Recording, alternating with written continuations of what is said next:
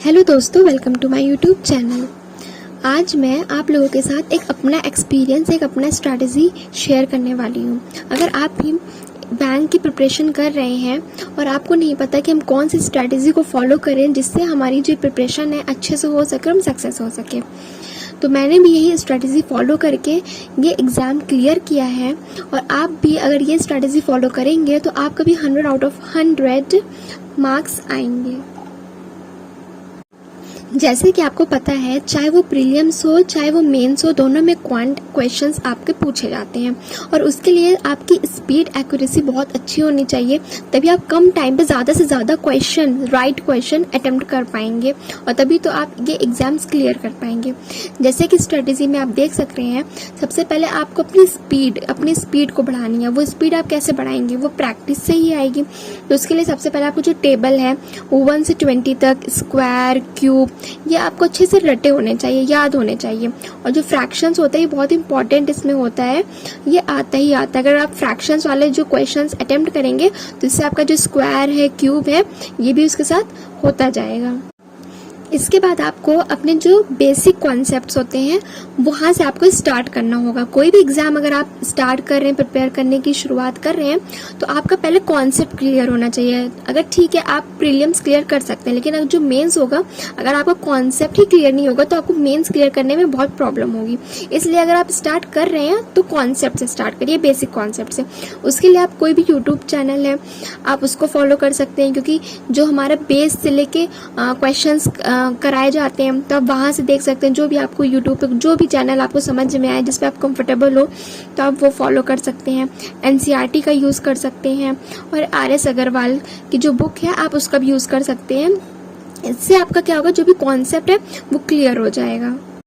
Third point है यहाँ पे स्पीड मैथ्स चैप्टर टॉपिक, जिसमें आप देख सकते हैं यहाँ पे जो मैथ्स के इंपॉर्टेंट टॉपिक्स होते हैं, जैसे कि सिंप्लीफिकेशन है, क्वाड्रेटिक है, नंबर सीरीज है, यहाँ से आपके ज़्यादा से ज़्यादा क्वेश्चंस आते हैं।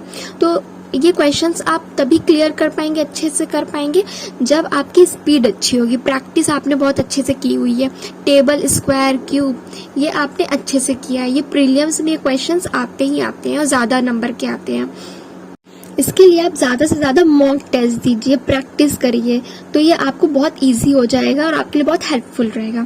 फिर हम फोर्थ पॉइंट की बात करते हैं। मेन चैप्टर्स हमारा क्या है? वो हमारा सबसे इजी और इम्पोर्टेंट चैप्टर है अर्थमेटिक। ये हमारा सबसे इम्पोर्टेंट चैप्टर है।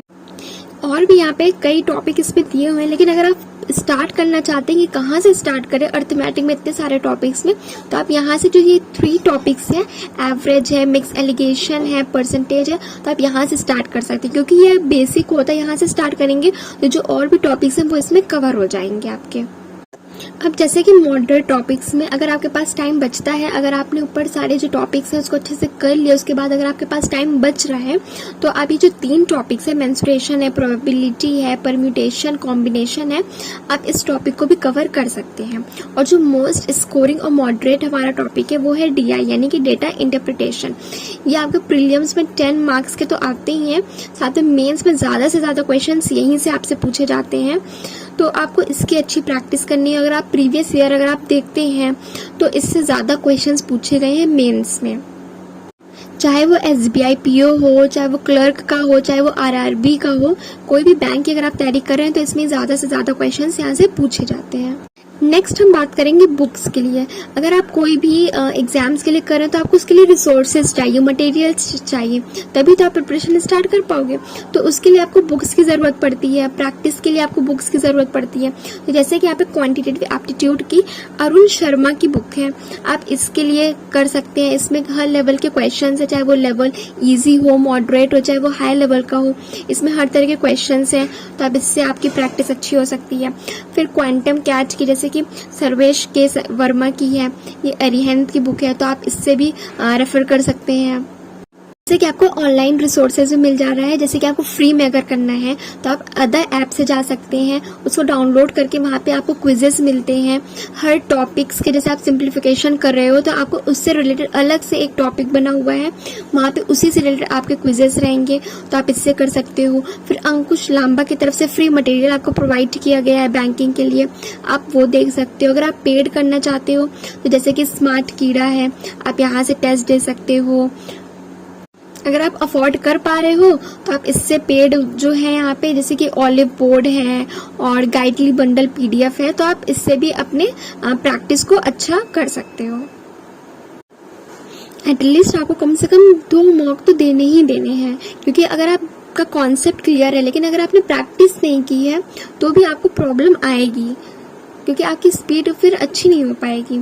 इसके लिए जैसे कि मैंने अगर कुछ यूट्यूब चैनल के जैसे कि मैं यहाँ पे नाम बता दे रही हूँ जिससे मैंने पढ़ा है, जैसे कि कौशिक सर हैं, आशीष अरोरा सर हैं, ये मेंस में जो आपका डीआई के जो क्वेश्चंस हैं इन्होंने वो भी बताए हैं, तो आप इनके चैनल को यूट्यूब चैनल को फॉलो कर सकते हैं।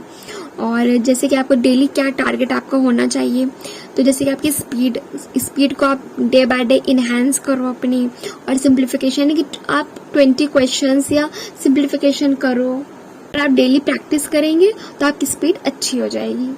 आपको ये स्ट्रैटेजी अच्छी लगी हो तो इसको लाइक करिए, मेरे चैनल को सब्सक्राइब कीजिए, वीडियो को लाइक करिए। अगर आपको आगे की वीडियो में टू डू लिस्ट देखना है कि आपकी डेली क्या स्ट्रैटेजी होनी चाहिए, कि आप कौन से टॉपिक्स पढ़ें, कितने क्वेश्चंस लगाएं, अगर आपको इसकी स्ट्रैटेजी चाहिए तो कमेंट